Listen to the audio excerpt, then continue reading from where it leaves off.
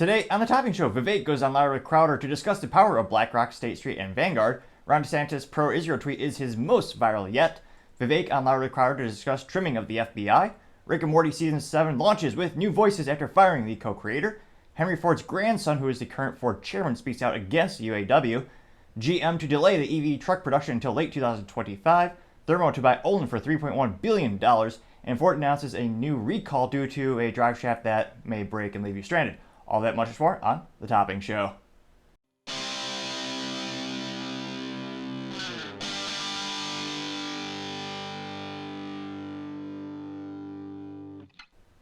Thank you everyone for taking the time to tune in today. Today's episode of Topping Show is sponsored by Topping Technologies. Topping Technologies is an IT value-added reseller and services company with a special proficiency in IT security. Heck, I see their founder released twice a day. Gotta say he's quite handsome and brilliant. He's me, you see, that's the joke. If you're an IT leader or a business owner, you reach the team at sales@toppingtechnologies.com. Also trying to get to 4,000 subscribers by the end of October, so if you could click that button, I'd greatly appreciate it. Now going over to the business part of the podcast, you have Ford executive and chairman Bill Ford speaks out breaking the norm in regard to the UAW strike, telling them to target the Japanese companies such as Honda and Toyota. Now, Bill Ford is actually the great-grandson of the founder, Henry Ford. And Bill joined the board of directors in 1988 and has served as chairman since January in 1999. Now, while Ford did go through IPO, aka the initial public offering, in 1956, the Ford family, because of the specialty Class B shares, still retained 40% of the voting rights. So even though you don't see their name every day in the newspapers or they're not the CEO of the company, they still have a pretty big say in terms of the direction of where the company goes.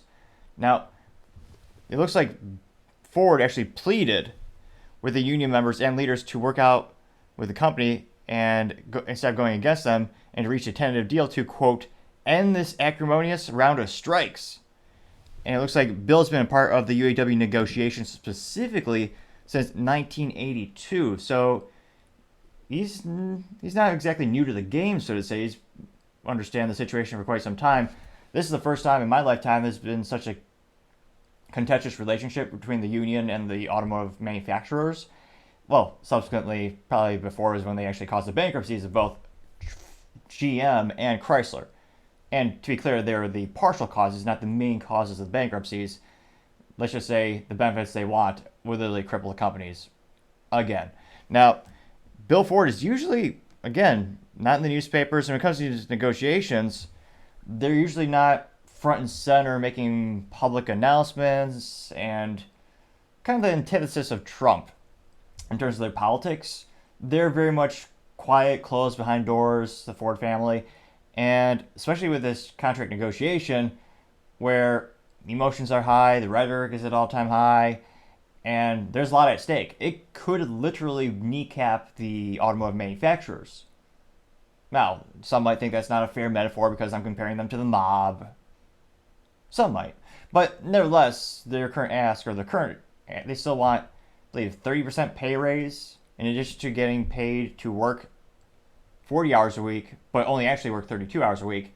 Oh yeah, and then they want their pensions back, not retirement, cost of living adjustment, and a myriad of other things that even before the contract negotiation, they were already paid the most in the industry.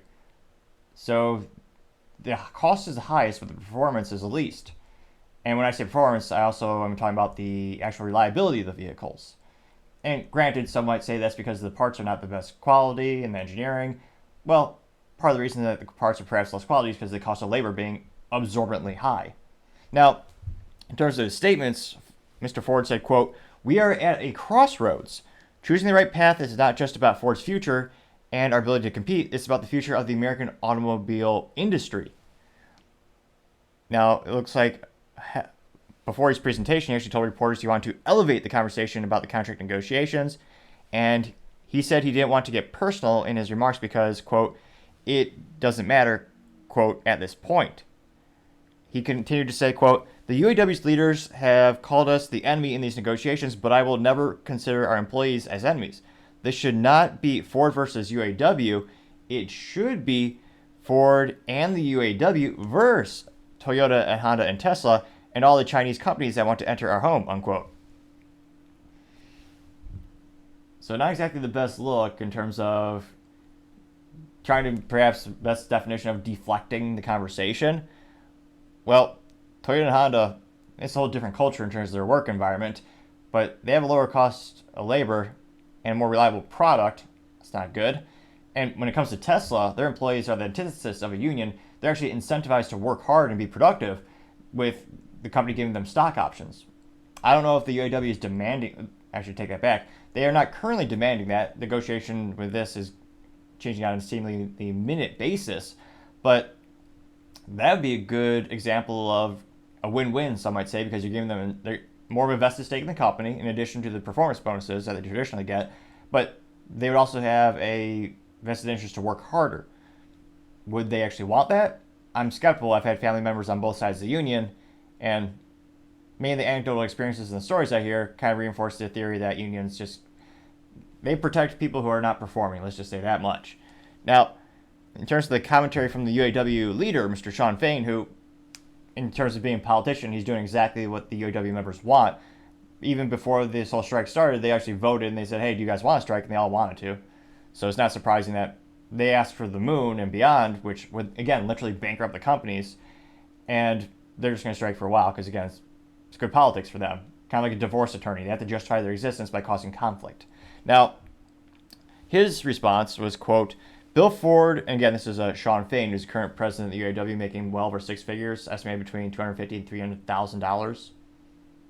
And hilariously and ironically enough, he wore a shirt that says, Eat the Rich. Perhaps he's the uncle of AOC. Now, he said, quote, Bill Ford knows exactly how to sell this strike. Instead of threatening to close the Rogue, he should call up Ford CEO Jim Farley, tell him to stop playing games and get a done deal, or we'll close the Rogue for him, unquote. It's not the UAW and Ford against foreign automakers. It's automakers everywhere against corporate greed. If Ford wants to be an all-American company, then they can pay wages and benefits. Workers at Tesla, Toyota, and Honda are not the enemy. They're the UAW members of the future, unquote. No, they are not. Because, again, Tesla employees want to work hard and be incentivized for working hard. So you can't, again, it seems like people always want the upside. They never want the risk. When it comes to Tesla employees, they love being non-unionized because they get to negotiate their contracts individually based on their performance and their metrics. Which, again, if you don't perform, then of course you would want to have a union with a big agreement to pay everyone the same rate. But they also have the big incentive of the stock options. So again, you can't ask for, it doesn't make any logical sense to get everything and have no downside. So yeah, the Tesla employees do not want to be unionized because they would lose their stock options. And the cost would go up, and it makes them even less competitive. So interestingly enough, it says that Ford did not threaten to, and this is continued from CNBC, Ford did not threaten to close the Rogue complex in his remarks.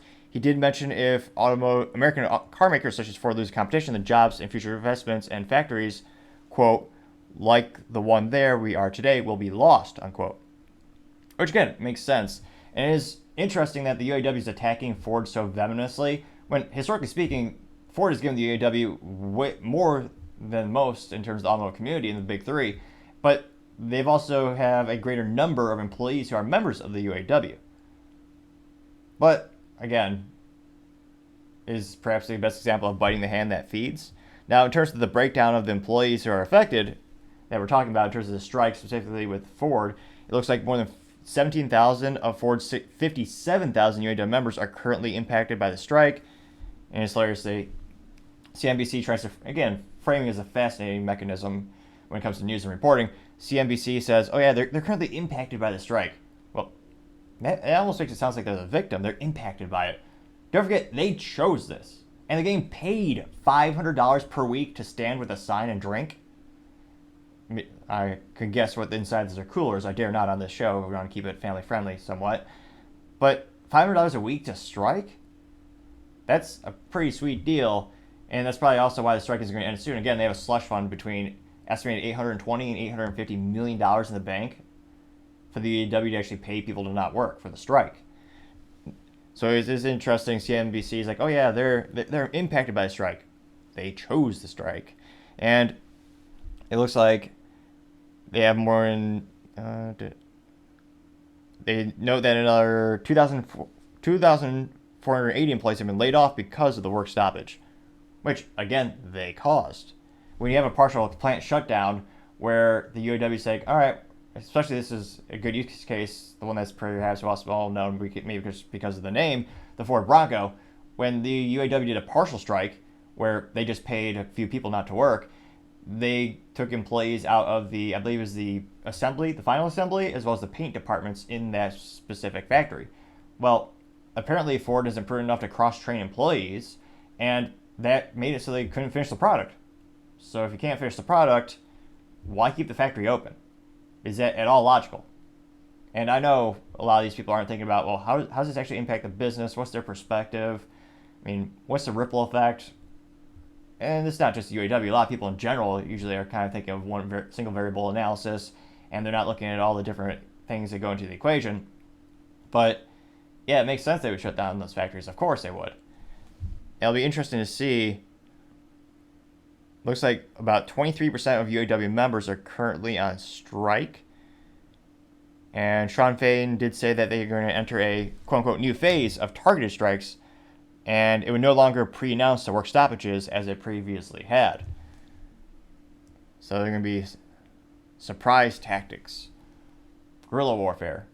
But again, Shawn Fain is doing exactly what the union members want him to do. That's why they elected him, to cause conflict and to ask for actually so much that would literally bankrupt the company.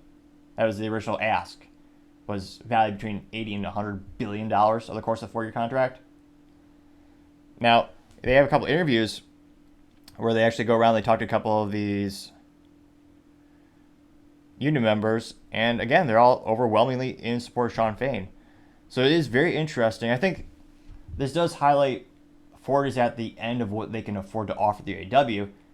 And when I say Ford, I mean the company as well as the family member, but he's never spoken out like this before. It is very unusual, a very unusual use case to say the least. Let me know in the comments, do you think they're at the end of what they can offer? Again, they're getting, when's the last time you got more than a 3% raise year over year? And again, the offer is changing all the time. It seems like part of the current proposal from Ford was a 23% wage increase. Which, again, that's unprecedented. They're already paid some of the highest wages in the industry, and they're getting a 23% wage increase. And now, I mean, a Ford F-150 truck costs 6 figures plus by the time you actually add wheels and tires to it. Again, I feel like the market of who can afford these vehicles are decreasing more and more. It'll be interesting to see what happens from here, but I think this is a signal that Ford can't make additional fiscal additions to their offering. I don't know if there might be other non-financial things they can add that the UAW value to the current proposal, but let me know in the comments. This is pretty unprecedented. Do you think this does signal that Ford can't afford to make a greater of an offer? Because again, as Bill Ford is also saying, it's going to take away their ability to actually invest in the future of Ford as well. And again, it's hilariously ironic the UAW is worried about inflation and EVs, when they're the people who voted for the politicians and paid to get the politicians elected, who are forcing those actions up down their throats. And it's one of those things where Ford's going to go full EV. That's what they think the future is. Consumer demand is fleeting, I would say, to say the least.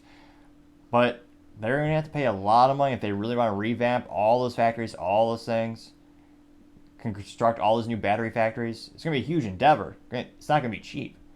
So it'll be interesting to see. Let me know in the comments. It'll be fascinating to hear what you have to say. Thank you, everyone, for taking the time to tune in today. Don't forget, we're trying to get to 4,000 subscribers by the end of October. So if you could click that subscribe button, I would greatly appreciate it. Also, the feedback is greatly appreciated if you put comments in the videos. I always try to get to them as soon as possible and try to take that feedback to make the show better and better for everyone. Also, if you take the time to like the video and share the video, that's supposed to help with the YouTube algorithm. Hard to say how they program it these days, but if you do those things, I greatly appreciate it. Lastly, and also, don't forget to take the time to tell your family, tell your friends, tell your coworkers, heck, tell your enemies, tell anyone and everyone. Just stay safe and fight the good fight.